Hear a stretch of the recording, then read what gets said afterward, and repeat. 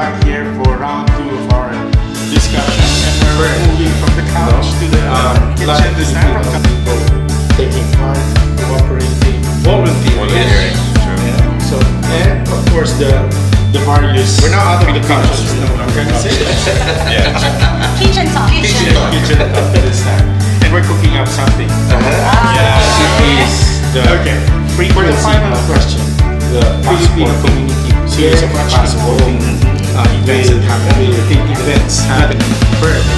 You know, a lot of Filipino people. Science says it all. The experience of a live performance can be a powerful catalyst.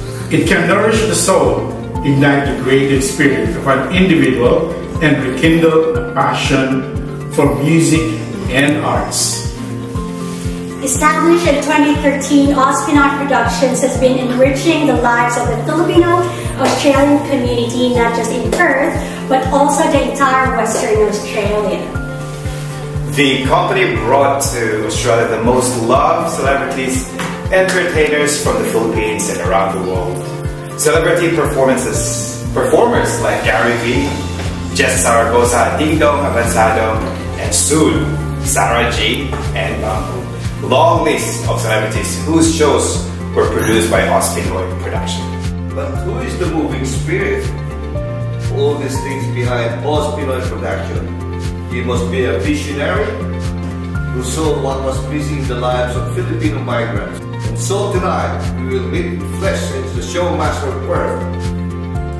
Simple person has never an eye for talent and flair. For entertainment, we will formally introduce him in just a while. Okay, magandang gabi po mga kabayan. Welcome to Pep Talk. We are here to inform, to inspire, and to entertain, and to help the community. We are here to bring Pinoys together po. Ito po ang inyong Nicole Neil Bravo kasama aking buong Philippines News Perth team. Ayan. Hi everyone, magandang gabi po.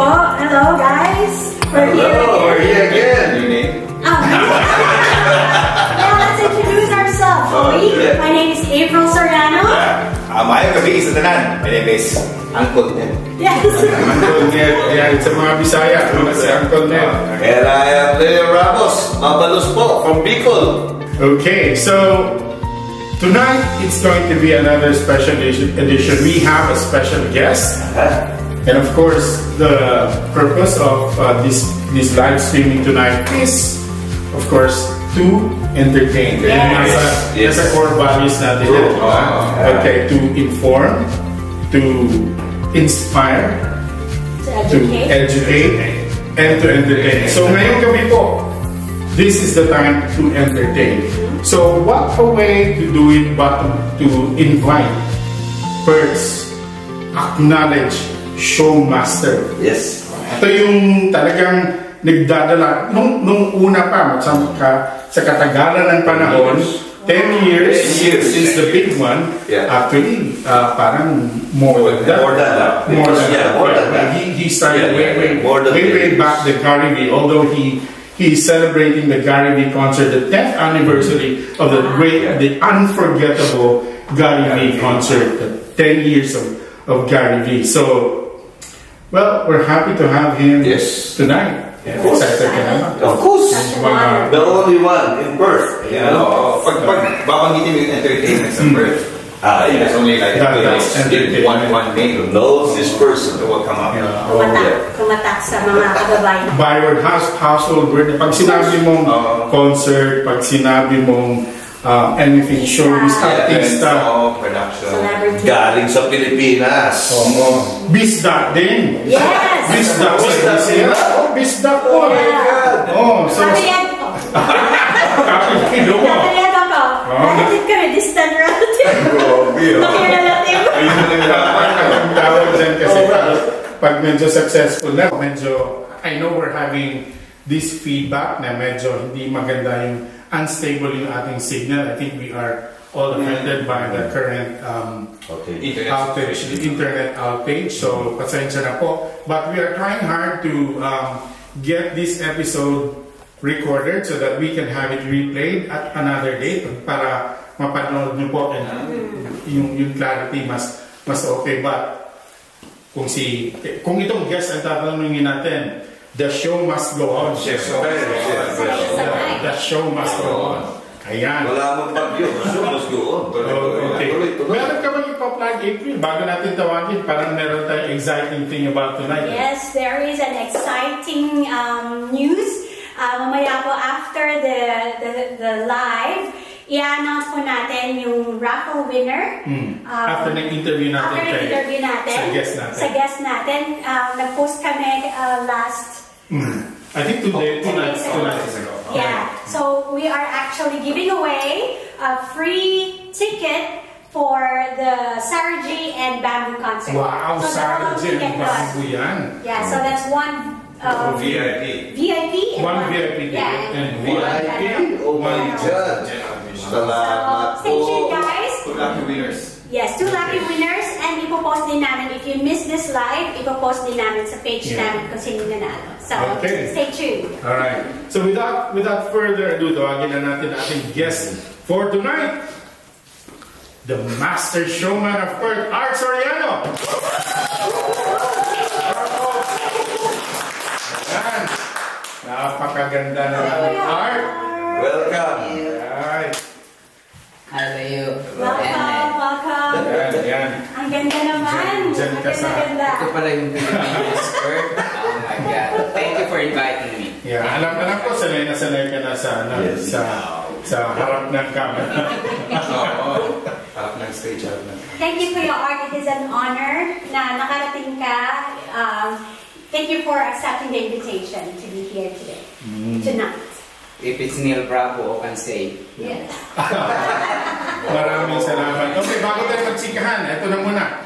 Bago tayo magsikahan, meron tayong video na ipapakita, intro kay huwag kang umiyak, ha? Okay, let's play the video.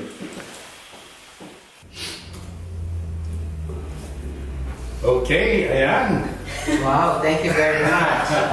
Malungkot ba? I'm surprised. Malungkot ba? Malungkot. Di ba ganyan naman ang showbiz, may dalawang I know. But yeah, naalala ko tuloy yung mga stress and mga pinagdaanan ko sa all of those shows. But ano naman, it's a masaya na stressful. Makita kong masaya yung mga tao. Yan, kaya pinili natin yung song because ikaw naghahandog ng kasiyahan sa Phil-Oz community. Okay, umpisahan na natin. Baka na. Ayan. Alam mo nasa hot seat. Art, kumusta ka? Oh, good. Yeah. Andiyan pa rin. The passion is still there, although I'm working in a private company because production, being a producer is not really. I mean, I would not say it's not really a business, but kailangan may passion ka para ipagpatuloy mo siya. Kailangan may passion ka. So, I'm still working in a private company. I'm really good. Nandun pa rin yung ano natin, yung passion ko na para mapasaya ang mga Pilipino sa community. Ayan. April, kaya ito may unang tanong sa atin. Yes, Kuya Art. Alam ko, ang daming story all through this year. So, Kuya Art, my first question is, when did you start your journey as a concert producer? And can you tell us about your journey? Yes. Saan nagsimula? Yeah, actually, nasa Australia na ako noon. I'm already here in Australia and I went to the Philippines for a holiday. And then I watched this movie. Nanood ako ng movie directed by Wendy Ramos. He's a famous director. Famous director siya sa Pilipinas. It's a comedy. So I've seen this guy, comedian. It's a comedian na natawa talaga ako sa kanya. I really enjoy what I'm watching, sa movie. So nagkataon naman, we have a contacts in the Philippines. Pinatawag siya while I was there, and then kinausap ko na, can we have a show in there? My first show is a comedy show, and then his name is Attack. That was Attack. It's a comedy show. Yeah, doon ako nag-umpisa, and then eventually pala pag naumpisahan mo na, parang sabi ko after that first show, I said, I'm not gonna do it anymore, but I'm still here after. It's not 11, it's not 10 years, it's like 12 years. It's 12 years because Gary Valenciano is the 4th show that we did since we started that comedy show. So 12 years. See, I think Gary happened in 2014. 2014. Yeah, so 2014. as early as 2012, umpisa ka na. Yeah, umpisa na. They were so busy. We have our own business at that time as well.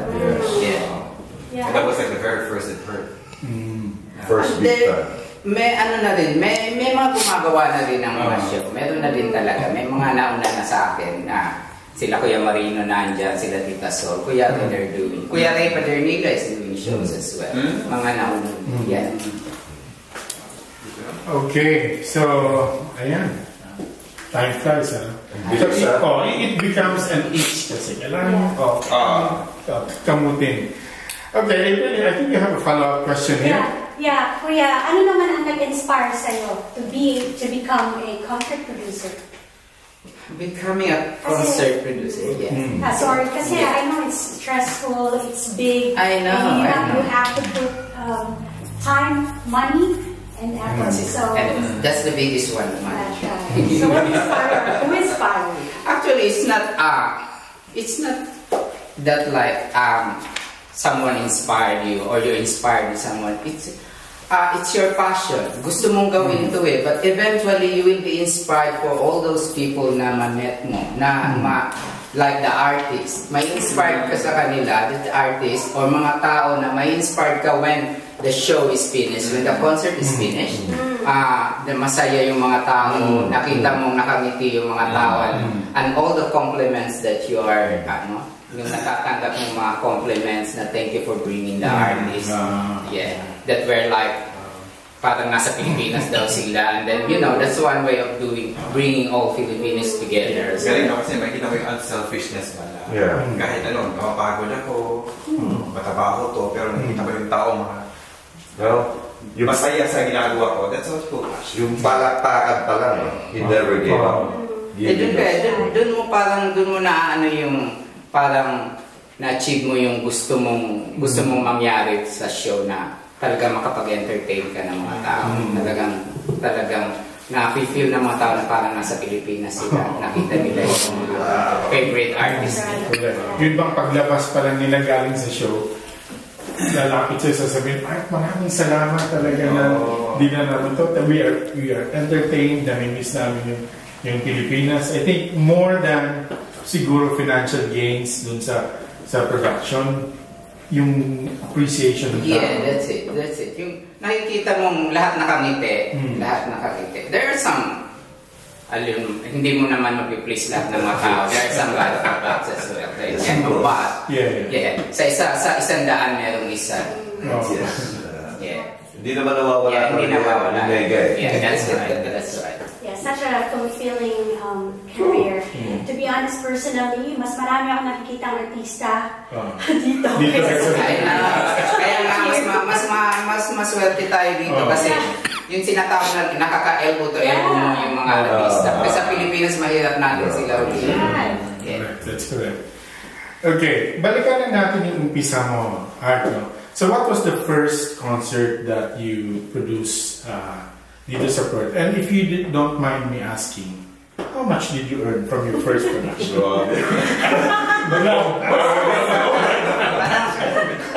Alam ko, accountant ka. Ako ngayon ang accountant. No, actually, the first, that's when yung kanina na question, continue na natin, that was the comedy show. Nakausap ko nga actually, we met at McDonald's somewhere in Manila. Tapos, it's a comedy show. I did 2 comedy shows. Alam ko, sa first, yung sa Balcata pa yun, and then one in Kelmscott. That's Attack. Karanya. And then plus 2, there's very good entertainers. Sinama niya yung Mariah Carey impersonator. It's not an impersonator. They can sing their own voice. But at the same time, they're impersonating because pati yung mukha nila nagatahan nila. And they're really good voice. One is Mariah Carey voice alike, and then one is one is Celine Dion. Oh, wow. And then, what is the question? Parang hinihintay na ano eh. How much did you earn from your first production? 12 years ago. Hindi mo naman kailangan sabihin. Hindi ko ba kailangan sabihin? Kumita mo. Sige, sabihin mo na. Kumita ka ba? Magkano ang No, kinita? we earn goodwill. Goodwill on that. Kasi nakilala yung Ospinel Production. Yun naman ang ano natin, pag makilala yung production mo, mag-umpisa ka, and then, I thought nga mag-i-stop na ako, but people are still keep on asking sino yung kasunod. But, yeah, we did not meet the target for that show, but nasa likod ako, masaya yung mga tao. After the show, when Michael asked me, are you happy what we've done? I said, yes, I'm happy if the people are happy. Wow. Kaya ba yung dating ng art talaga yung sa production? Oo, trademark yan eh. Okay, we'd like to greet Bless and Christine of U1 Finance. Oh, yes, I know Bless and Christine too. So U1 Finance. Our sponsor. Sponsor din natin yan sa ating... Thank you very much. So, maraming salamat U1 Finance. And also kay Toto Shilane. Toto. Yan, fame yan, no? Fame dancers. Fame dancers. Magandang gabi sa inyo. Okay, so follow-up question ko lang. Was it always a win or are there productions that medyo hindi naman pumalot sa expectations? When you become a producer, pag naging producer ka, kailangan isipin mo, there's always a risk. Palagi may risk yan eh. It's not always a win. It's not always. You expect na this is popular, it will be papanoorin ng mga tao, but it's not always a win. It's not always, you know, as a producer, a production company in Australia could not be a main business, especially when you're dealing only with the Filipino community. Yeah, that's why we still have our own work. Yeah. Right. But it's not always a win. Sometimes win because it's a gamble. Production is a gamble. Yeah. When saying that as well, since you started, how many artists have you brought in to Perth for your shows? Okay, let's put it this way. Some parang hindi naman. Because like Parokya and Edgar, there are how many members? Too many. Like that, when we bring the PBA players. I remember. The legends. Yeah, the legends like that. Pero in terms of how many shows per year, let's put it like average of 3 shows per year for 10 years. Or 10 years or 12 years, like that. Okay, may follow-up question ka ba, Bronel? So, yes. Okay, serious. Can we not be serious? So, ano na lang, yung the personalities you invite over here, yung mga top calibers, diba? So, do you have any connections in the Philippines na... Paano mo sila nakukuha? Actually. Trade secret. No. Trade secret.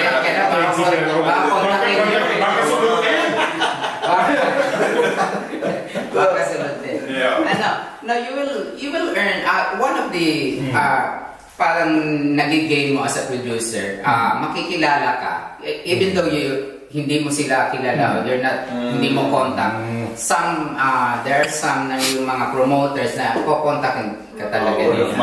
Yeah, but when I was in the Philippines before, may mga kilala na talaga akong mga artists because I worked in before I left there, I worked as a gym manager, and then all those artists na going to the gym, parang parang sponsor, yung gym namin sponsor, and then sila mag-gym. Yes, it is. Yeah, you know the artist na, yeah. You know the artist na. Kaya pag umuwi sa heart na nakikita siya na.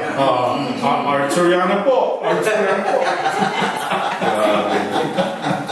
But then eventually magigain mo rin yung yung contact, ikaw na ko-contact nila kasi especially you will have a website now. Alam mo na nasa social media, they search lang nila who are the producers in Australia. Huwag mo nang sabihin na. But connection is really important. Yes. Connection. Once you started in one of the main promoter from the Philippines or yung mga agent doon, kukontakin ka na nila. At saka I think it's yung integrity. Importante. Maraming gustong but if you don't have that integrity, one-off ka lang tapos na. Kasi it's a matter of trust. People will bring artists, celebrities here. It's also a big gamble on their part. Siyempre. Kasi kung kausap ba nila, matino ba yung kausap nila? Parang gano'n. So, it's a matter of one's integrity. So if you have that, like arguments, I think. That's very correct because we have one of the tour here in Australia. Yeah, the promoter doesn't like anymore the producer in other states, so he doesn't want to do it anymore because they don't. Hindi sila nagkasundo or So that's why the reason you're still here. 10 years. 10 years. And 10 years and still going. Okay, mag-break lang tayo. Pagbalik natin, maraming pa tayong tatanong dito kay Art. Medyo, kung gusto ni Art, medyo relax lang. Kung gusto ko kayo may mga tanong online, I can answer. Ayun! Sasabihin ko na lang sa kanila. Totoo yun. If they have like some interesting question that you want to raise, comment lang kayo. Comment section. Yes. We have a live comment section na mabasa natin. Nababasa pa naman natin kahit medyo hindi maganda yung signal. We can still read you. Mag-request din kayo kung sinong gusto nyo artista na papapuntahin. Kaya ko yung art yan. Okay, we'll take a break now. We'll be back. Congratulations, Art, for the last 12 years. You've been bringing Filipino entertainment to Perth as the whole of Western Australia, you know. Ngayon, marami na tayong mga producers. You know, you basically opened the gateways who are in the entertainment market here in Perth. Marami na sila ngayon. Now, let us get into your mind ngayon, babalik-balikan mo. Why is it that despite the fact that nung nag-umpisa ka, maliit pa ang Filipino community, di ba? Hindi katulad ngayon. And yet, nakuha mo si Gary V that came to Perth. Ano ba ang pinaka-pinahugot mo para pumunta sa Perth? Okay, yes, 2014, yes, that's Gary Valenciano, pang-apat na siya dun sa nasyon namin Because, as a producer, parang malaking achievement mo yun It's a dream concert talaga when you produce Gary Valenciano, di ba? Sa Pilipinas sa atin. Yeah, Total Performer, and then Mr. Pure Energy. Lahat talaga, the whole family. Package yan, the whole family. I thought, or once na ma-produce mo na si Gary Valenciano, parang fulfill ka na as a producer.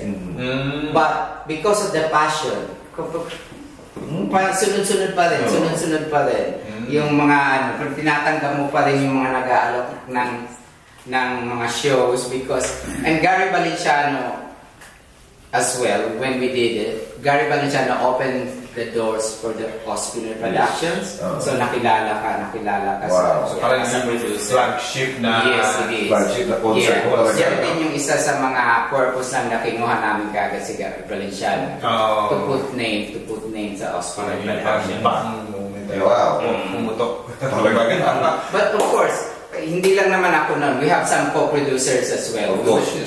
I would like to take this opportunity na pasalamatan yung mga co-producers ng Gary Valenciano. It will not be a success. It will not be matutuloy dito kung wala yung mga co-producers nila. But say that 10 years, ang tagal, no? Pero ano yung parang unforgettable event mo? Within that. Isa lang? Marami. Unforgettable, isa sa tao na talaga pasilipin mo naman masaya na unforgettable, malungkot, or masaya? Masaya, siyempre. Lahat. Masaya, siyempre. Kailangan siguro lahat. No, unforgettable. Of course, nung nandun si Gary Valenciano, hindi ko naman niya nakikita, hindi ko naman niya nakakausap. Napapanood ko lang, if you want to watch a concert, syempre. Pero unforgettable na meet mo siya in person. And then na malalaman mo ni artista na tao din sila. Tao din sila. Yeah, very down to earth. And then I know when Gary Valenciano came in, nasa Daxton Hotel siya, and then he loves Perth. He loves Perth. Kasi yung sa hotel, na-overlooking siya dun sa Swan River. Swan River. Na-touch mo naman si Gary. Oh, Dito lang naman. Very religious si Gary. Siyempre naman, mabait si Gary. Gary is one of the best artists na nadala natin dito. And then, total entertainer talaga. Tapos down to earth. And then, so yun talaga yung unforgettable kasi first one, talagang big yes. Unforgettable in terms of big artist, of course, is Gary Valenciano. Tapos nakakasama mo siya, sama kayo kumakain, nag-uusap kayo, tao na din sila, nagkikwentuhan. So doon mo na validate na, ano pala? No. Yeah. So ano yun, in terms of that, ano yung forward thinking mo in terms of process na yung motivated na yung endeavor mo ituloy mo to, passion mo to. Which now, today, legacy mo na talaga. Parang a moment na to. Yeah. No, kasi, every after the show, that's what I said earlier, pag nakita mo yung mga tao masaya sila. Pag nakita mo yung mga tao masaya sila. It's not about the money. It's not about because they thought that producing here is a business. It's not a business. It's a passion. It's a passion. If it's a business, I'm just gonna be a producer and then I'm not gonna work anymore. But you should have a passion in doing this. And then you need to take the risk. Legacy, makita mo masaya yung mga tao bringing the Filipino together because of one show that they want to watch. They want more. Yeah, and then they want more of you. Every time after the show they want more. But I said I'm not gonna do it anymore. But I'm staying. Grabe yung impact mo actually. So lahat yan na pinagdadaanan mo na, and here you are still driving the entertainment for kababayan. So what can you impart sa mga kababayans natin na na-inspire sila na katulad mo na mag-produce? Ano yung parang bibigyan mo sa kanila na take away? Kung sila yung gusto mag-start up. Yeah, I can even help them if they want to. And then, of course, do not take this as a business. Make sure you have passion. Yeah, make sure you have passion, and then make sure you know how to deal with the Filipino people. Make sure that risk taker ka rin. Yes. Alam mo na it's a gamble. Yes. Like that. And of course, kailangan dito talaga yung passion mo as a producer, passion mo sa industry, and then para ibigay mo sa mga Pilipino yung mga namimiss nila na. Absolutely. Ganun kasi yung vision niya kumbaga. Talagang to bring joy to the Filipinos. Kasi imagine, yun nga talaga talagang gusto niya talaga pasaya tayo. And for that matter alone, pinasaya niya talaga tayo lahat. And for that moment, we'll take a break now. Okay? Thank you very much. Okay, we're back here in the set for our edition of Pep Talk with, of course, the Master Showman of Perth, Art Soriano. And so, tuloy tayo. We're winding up with our episode tonight. But of course, gusto natin na manatili sila naka-stay tuned sa atin kasi magra-raffle tayo ng dalawang tickets at the end of this interview with Art. Okay. Okay ka pa ba? May question pa ba? May tanong. May tanong. Okay. Kasi ganito, you brought in artists. Of course, it will entail, the production itself entails cost, right? Okay. Kasi merong magtatanong, hindi natin maiiwasan ng magtatanong, bakit mas mahal pa ang Pinoy concerts kaysa international artists? May matanong na ganyan. Pwede mo pang sagutin yun? Actually, natanong na po yan sa akin. Yeah. International, of course, Sarah and Bamboo, because galing sa Pilipinas, they are international artists. Yeah. Ang ano lang, it's limited to the Filipino community. International artists, of course, they will say Coldplay or Taylor Swift recently. Because they can make the stadium full. How many? 80,000 people can make the stadium. And then Sara and Bamboo, because we are limited in the Filipino community, we can't even make the convention center full. I'm not really sure we can make it full, but sana may mga followers pa na bumili ng tickets. But it's not only Sara and Bamboo's coming in. All the band of Bamboo's coming in. All Sara's dancers coming in. Plus they have their personal assistant, they have their wardrobe, then everything, all that cost is included, not only the talent fee. And then actually right now we're just making sure we can even have a break even for the show. We're not thinking about earning money, but we're thinking about for the Filipino community. Damadala natin si Sara and Bamboo. Sana po supportahan nila because I just found out that it's not all about Australia is very different. The Filipino community in Australia is not all about the artist. It's all about the price of the ticket. Kahit gaano kasikat yung artista. Gaano kasikat yung artista. Gusto mo talaga bibili ka. So I think it's ano naman, like you have explained, hindi lang si Sara at si Bamboo ang binadala. But of course, it's an entourage that you're bringing in here. And of course, ito sina Sara at Bamboo, in a year, ilang concerts na ang gagawin yan. Kung maisingit naman yan sa Perth, malaking bagay na yan. Dagdag ko dyan. Actually, we are very lucky in Perth. Kasi, supposed to be, Melbourne is requesting. Melbourne. Ang dapat Melbourne. But they choose to do it in Perth and in Sydney only because Sara is very busy. Sara is very busy. She can give Sara and Bamboo, they can give only 2 shows in Australia. Bakit kaya pinili ang Perth over Melbourne? Mas marami sa Melbourne. Bakit kaya? Gusto ko malaman ano ang rason dyan. Malakas si Kuya Art. That's from the previous question. The contacts and the trust of the people. The trust of the promoter.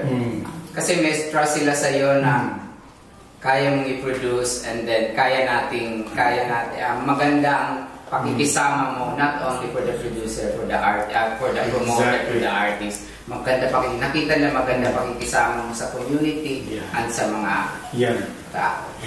Exactly. Kaya kahit Melbourne yan, wala silang Art Soriano. Ang Perth may Art Soriano.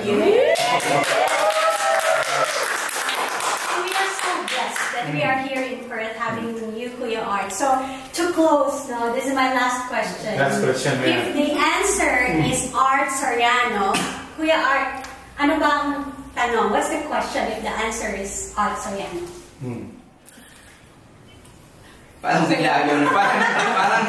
When the answer is Art Soriano? No, actually, no. So that would mean you describe yourself. No, the answer is Art Soriano. Describe myself. No, I think when people ask me, when people will ask,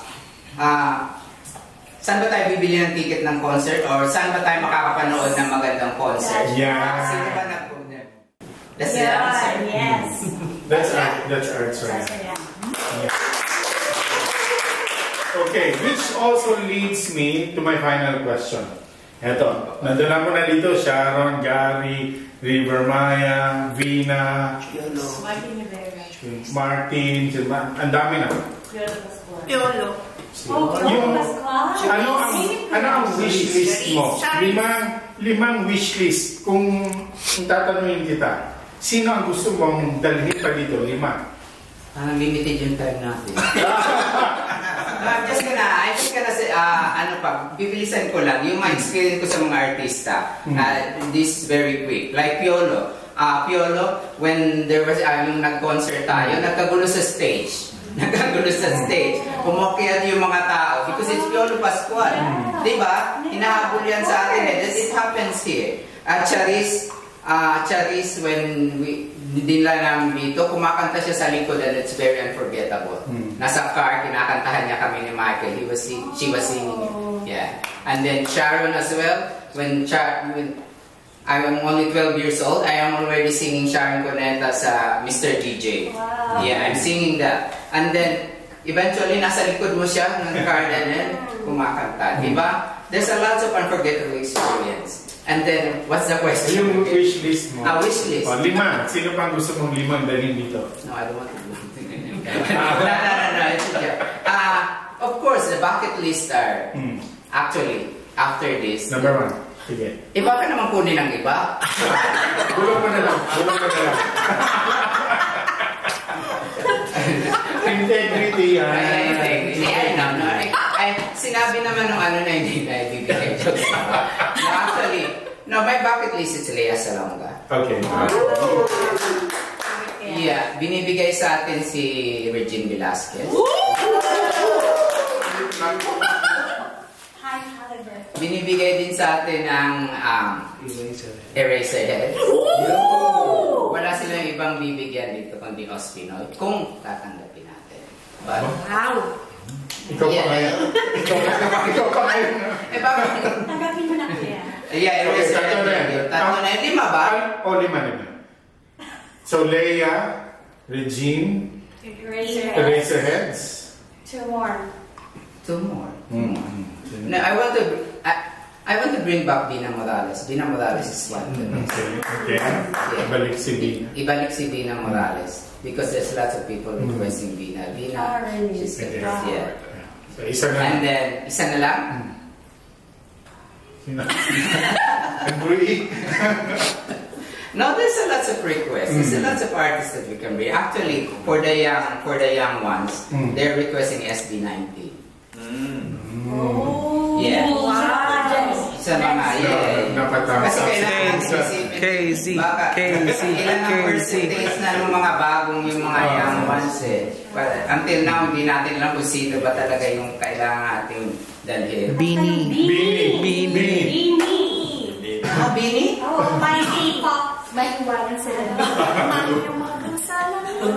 Especially marami yung mga nila. No, actually, there's Sakta Budlo as well. They said it's really popular in other KZ.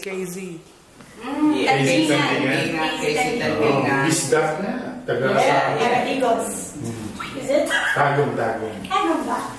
Digos po. Okay. Digos. Digos yata. Okay. Anyway. Alright. So, yung journey naman ni Art, he did not do it by himself. May naging kasama si Art. Sandigan niya. A shoulder to cry on, somebody to tap his back, no? Someone to cheer him up, someone to hold his hand, someone to pick him up. At itong dalawang itong isa sa mga talagang solid na kasama ni Art sa kanyang journey. Tawagin natin yung Yes. Marvin and Michael! It's a surprise. Hindi ko alam Paano ba sa'yo to? I was saying, did Art notice that you're coming here tonight? Why you're here? I think oh my God. I didn't realize that you're here. You want me to hold your hand? Okay, so Marvin here is an associate of Art, and of course, Michael is Art's partner. So sila yung talagang kasama ni Art noon ba sa umpisa to ba? Hindi naman. I think we've been in partnership with Art in the last 7 or 8 years now. Because Art started producing and organizing shows way longer than that. But, with me and my wife, Trina, siguro mga 8 years. Yeah. And of course, Michael. Right back to the beginning. Yeah, that's a journey back in time when it all started. I remember he asked me, he wanted to do a stage show himself. But doesn't want to be up on stage. That's confusing things. So he said to me that he'd like to produce a show. So, you know, would I be willing to support him? And I said, if that's your passion, if that's what you want to do, go ahead. I'll be with you the whole way. Wow. And here we are. Yeah. Okay. I think we'll ask Marvin here and Michael for the message for Art. Well, message for Art. Art is actually a very kind person, and you know, big heart, you know. And there's nothing much that I can wish for Art. Nothing but, you know, happiness and all the, of course, good health and all the best things in life. There's other than that, I think Art has achieved already what he needs to achieve, and there's nothing much out there. Yeah. But yeah. Thank you, Marvin. And Michael? No, we've been together 19 years this year. I would like to see another 19 years plus. What we can do and see what we can do in that time. So, thank you. Sweet. Ayan. Okay, thank you very much. And at this point, ito-draw na natin yung winners ng dalawang tickets. Then, can you join us? And Carleo, join us here. Ayan. Ito na po. Ayan. I'll be the one to. Yeah. So first is let's get the general admission. So again, kung wala po kayo sa live, hindi po kayo nakatutok sa live ngayon, we will announce it on our Facebook page. So abangan nyo rin yan. So once again, and the winner for general admission, free ticket of Sarah G and Babu concert goes to... Happening next month. So lucky. It's Nick Robles.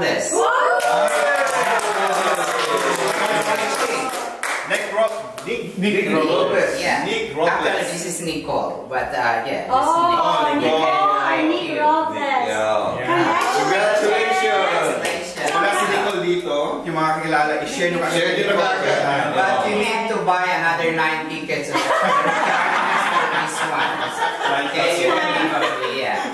Another 9 tickets para makuha mo to. Okay, so Nick Robles, congratulations for winning. General admission. Okay, Kuya Art, can I ulit ang concert? Okay. Very good at you. Yeah. The concert is 11th of August po sa Riverside Theater sa Philippine Bird Convention and Exhibition Center.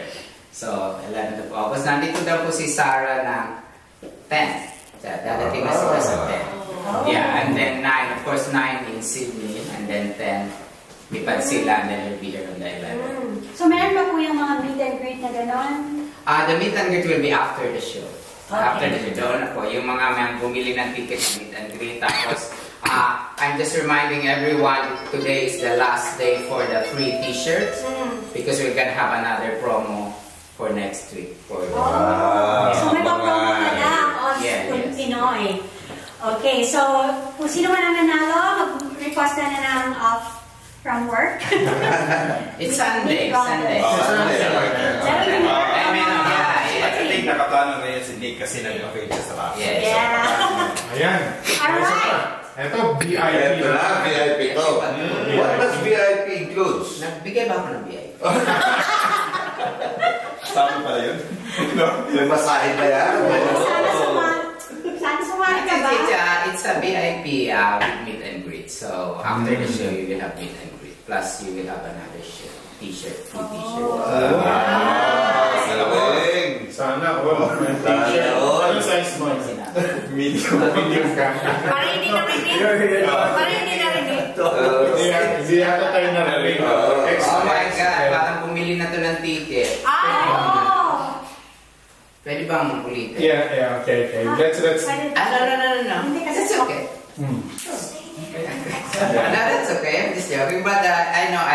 These are the... Para may kasama siya. May kasama siya. Pero actually, thank you very much for those who bought the ticket. Talagang sila po yung mga followers ng Ospino Production. But they are talagang deserving sila manalo. Oh. Okay, Mylene Avalos Pili. Alam mo ba? Ay, kilala ko yun si Mylene. In fact, naka-duty palagay mamaya. Actually, yeah. Mylene. Yung mga kilala ni Mylene, i-message nyo na or i-send ko live video. VIP ticket. Yes. And then, i-clear ko lang po yung mga nagpa-reserve na dati o yung mga nagbayad na, kukunin po namin kasi we really need a ticket from Ticketek. Kasi yun po yung i-scan nila. So, it's coming na po. Pinupull out na namin. It will be coming next week. Okay. So, So, ang nanalo na sa atin, si Nico and Nick Robles for general admission and Mylene Avalos Pili for the VIP ticket. Maria Pili. Congratulations, guys. Okay, and so that concludes our episode of Pep Talk this week. Maraming salamat, Art. And maraming salamat din, Marvin and Michael. Thank you for inviting us. And pag may show, next show ulit, imbitahan Of course. Saya pala. Masaya. Kasi kahit hirap sa internet. Pero they need to watch out for the recorded video kasi mas clear yun. Replay tayo. Maraming salamat pala kay Pong, ang ating cameraman tonight. Rafael. And thank you po. And last one, thank you po sa mga sponsors pala ng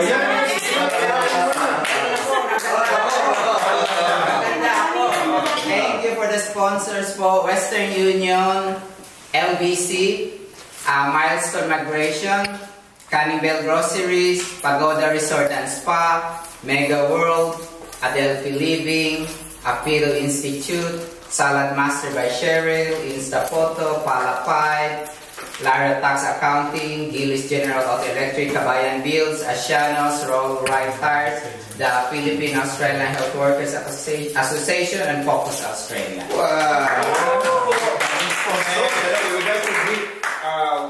One of our kasama natin si Joy Abarca. Holiday. Alis ka lang kanina. Talaga? Nanonood siya. Enjoy your holiday. We'll see you back in Perth. And thank you to U1 Finance, our sponsor for tonight's episode. Maraming salamat, Bless and Christy. Ayan. Salamat din sa Philippine Newspaper. Yes. All the time. Yes, dito tayo para And of course, we are honored to have the Ospino. Of course, wag kayong mawawala sa we might be doing, pinag-uusapan pa, we might be doing press conference. Wow! Dapat nga namin kayo sa airport, di ba? Pagdating. Oh, sure! Ay, na manager namin, sure! Maraming salamat po sa ating manager, Paula. Grabe.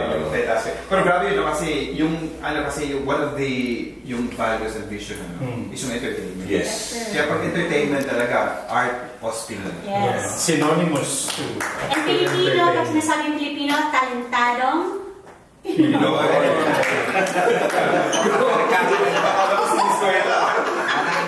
Bago natin tatapusin, maraming salamat Ate Bel sa ating dinner, sa ating food for tonight. Ate Bel, gusto namin para sa maraming salamat. Red time, parang nakikita ko na yung pa-design. And of course, ang manager ni Kaleo. Ay, nandito pa Yan, Ate Darling. Magandang gabi po. Magandang gabi po sa inyo lahat. Parang gusto ko na din mag-talk show.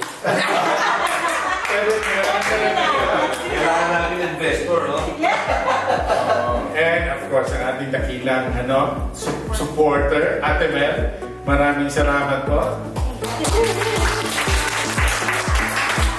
And of course, lahat sa inyo dyan na nanonood sa amin, maraming salamat sa patuloy niyong pagtangkilik sa Philippines Newspaper at sa ating program, Pep Talk. We will be back again on Friday. Apo. See you all. Have a good night.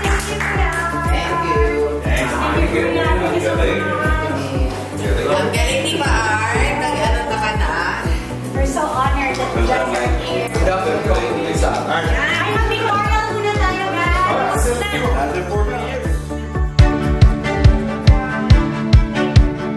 Okay, we're back here for round 2 of our discussion, and we're moving from the couch to the kitchen this time. People taking part, cooperating, volunteering.